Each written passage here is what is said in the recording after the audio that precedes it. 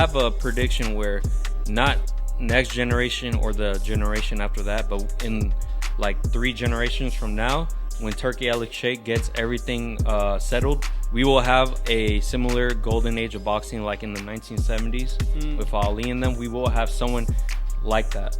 What's up, guys? Today we're back at it with another edition of Pound for Pound Boxing. I'm Eddie Hearn, and we're going to be discussing the 5 kings of boxing currently today, which consists of Shakur Stevenson, Teofimo Lopez, Ryan Garcia, Devin Haney, and Gervonta Davis. We're going to be getting into it today. I'm going to be handing this over to my co-hosts, Eric and Alex. Let's get into it. Let's talk about some boxing. Hey, what's up, guys? Welcome back to the Pound for Pound Boxing Channel. I'm Eric. This is Alex. And, man, to talk about the new 5 kings.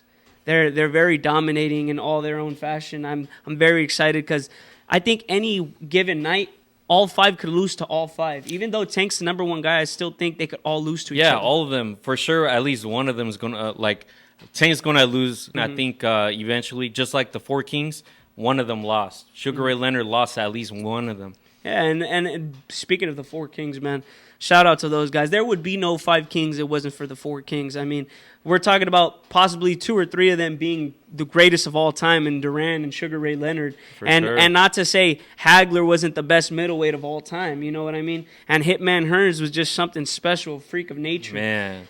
Boxing wouldn't be where it's at today without the 4 kings. So respect to those guys because in that era, it was just all heart and determination.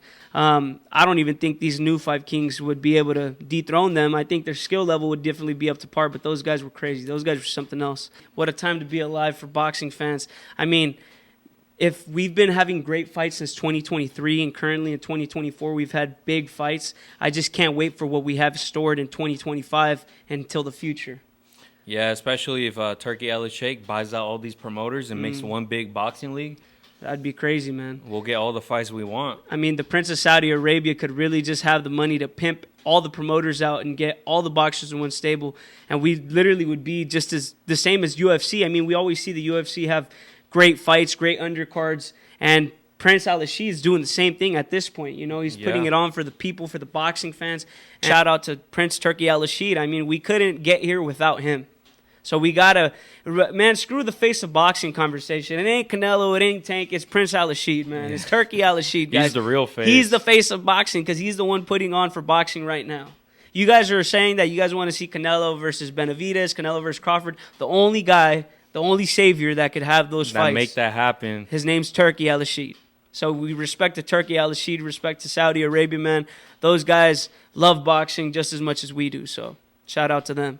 To talk about the 5 kings, they're all special in their own way. You know, they all have great accomplishments, but we got to talk about Gervonta Tank Davis. I mean, following the knockout against Frank Martin, it was crazy. It was devastating. I mean, I don't know what else to say.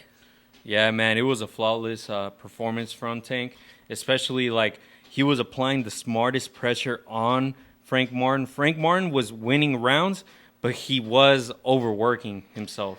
See, I think that's something that I mentioned on our first podcast. I said that, you know, Tank would deal with some issues, and we did. We saw his side of his face all red. Frank Martin was doing very good, but that's just Tank's style, man. He always figures you out. He waits. He sits patiently, and right when you're starting to get, you know, a little comfortable in there, you lose that determination factor. That's when the big knockouts happen.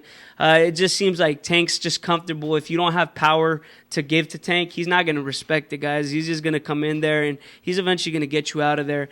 I think that was a very, very great knockout. I mean, he hit him with that uppercut. You could already tell Frank Martin was out on his feet, and next thing you know, that big left came, and good night, Frank Martin.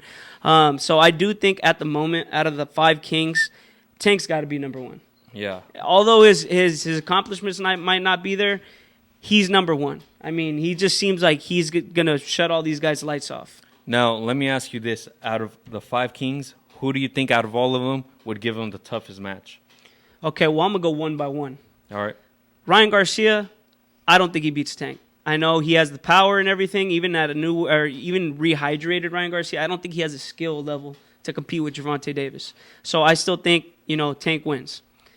Teofimo Lopez, now that's a wild card because I've seen Teo at his best, and when he's at his best, he's a very big threat. He'll give anyone issues. He'll give anyone issues, so I wouldn't doubt that Tio could beat, Gervonta Davis. But would he come in the right set of mind? Exactly, because, Tio's mindset's got to be there. But I wouldn't count him out. Right now, I just would lean towards Tank just because I feel like I've seen more flaws in Tio's game than I have in Gervonta Davis. But I don't want to cut you off, but how do you see a fight between Tio and Tank Davis going? Because to me, that looks like an explosive fight. That's going to be a great fight if it ever happens. I think, we'd see two guys that are knockout punchers, two guys that are counter punchers, two guys that are athletic. Man, I'd be excited. I'd very much be excited for that fight. I still, like I said, I think Tank would get the job done. He has a little bit less flaws. He's just a little bit more patient. To me, it seems like sometimes when Tio's doing good, he gets a little eager, and he might mess up. He might jump into something and, accidentally get hit with something he didn't see coming. And that's just something written for Tank all over it. Apart from Tio, I do believe Devin Haney, another guy, Devin had the skills. He has the skills, and we just saw the unreleased footage that Fight Hype pulled out, the whole 18-minute video of their sparring session back a couple years ago, the infamous sparring match. Devin definitely has the skills. The only thing that worries me about Devin is the fact that he's chinny. We saw him get dropped, and the guy has no pop, man. I feel like if you're going to defeat Gervonta Davis, you got to either have a chin, and you for sure got to have at least respectable power. But what if he were to move around?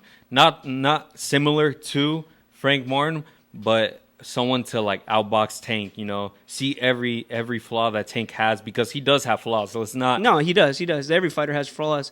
The only thing with me is that would be able to happen, but the thing is, just given the fact that he got dropped a lot of times against Ryan Garcia, he's going to have to get his confidence back up in order to even take on a Gervonta Davis, because he cannot jump in the ring with him right now. Yeah, especially after that beating, those inner demons are going to be in his head roaming. Now, to answer the question, though, who do I think gives him the toughest test and could possibly beat him? I think the closest one would be Shakur Stevenson. I think just the fact that he's very disciplined, and I feel like that's what you need in order to beat Tank. He might not have the most power. Yeah. We don't know about his chin. We've never seen it get tested. But he's not as prideful or egotistical like Devin. Yeah, but the thing is with Shakur, he's very disciplined.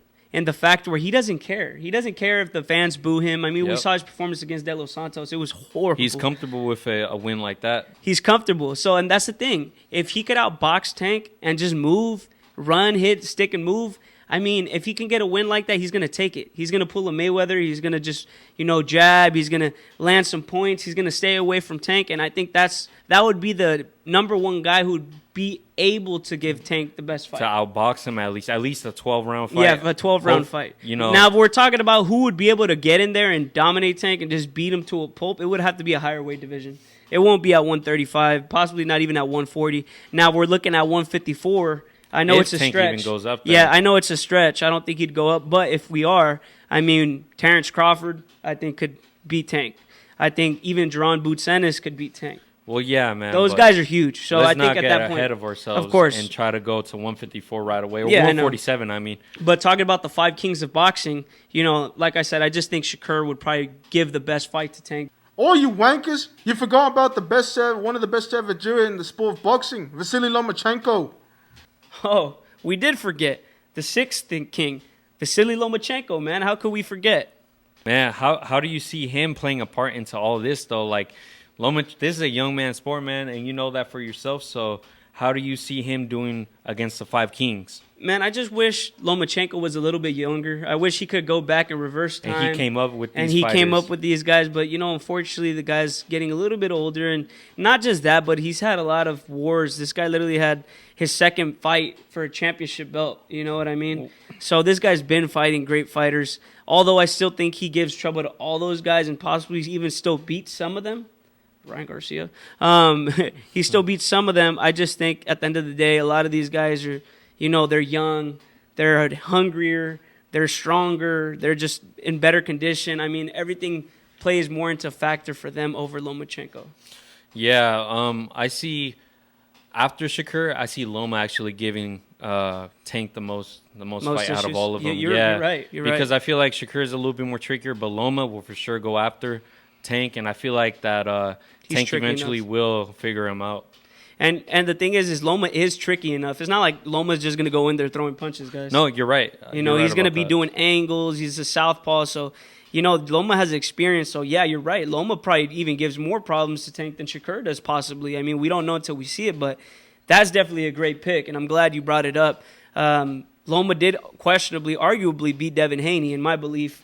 That's just what I thought. But, you know, like I said, at the end of the day, you know, regardless of him being able to give all these guys a great fight, I'm just happy we're here. I'm happy we have the 6 kings. I'm happy that this sport is growing every day. So hopefully we could see it, and hopefully Vasily could still stay in boxing for a couple more years. But only time will tell. Today was a very great segment with all 6 kings. Thank you guys for tuning in very much. My name's Eric. This is Alex. And this is Eddie Hearn. Thank you for tuning in today. If you liked the video, you better like it. If you don't, you're a wanker.